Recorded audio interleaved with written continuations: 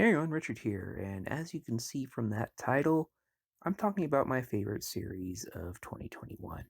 I've spent a lot of time thinking about this. As you can see, it's pretty late in January now, just trying to decide what my favorite was. Marvel released a multitude of amazing content this past year. WandaVision gave me some of my favorite acting of all time. Loki set up basically a whole new era of the MCU. The Bad Batch brought us something familiar, harking back to the sort of the masterpiece that is Clone Wars. And yet, none of these shows pulled the number one spot for me, which is kind of crazy. I'm primarily a comic book channel with a bunch of other stuff thrown in. But I'll tell you right now, a comic book property didn't take my number one spot this past year.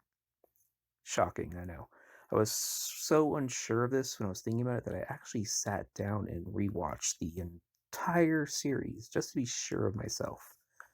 And I am.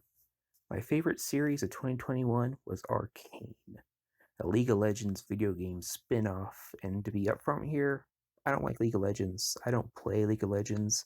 I couldn't name any character outside of this show from League of Legends. So why is Arcane my favorite? On the surface level, it's got some of the best animation I've ever seen in a series. It kind of has that Spider-Verse feel, but even more painted looking. It's so smooth and dynamic, and I have nothing but good things to say about it. It's a masterpiece.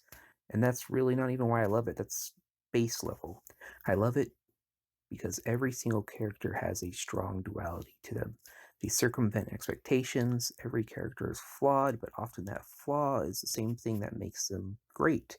Their virtues are often their downfalls. Characters that are presented to you as villains surprise you with their humanity, and characters presented to you as protagonists surprise you with the mistakes they make.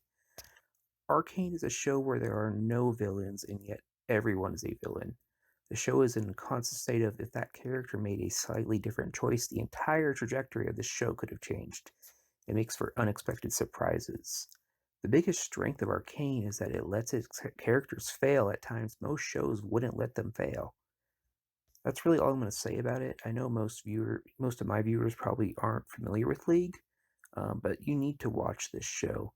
If you're not hooked by the end of episode 3, I don't know what to say. Just watch it.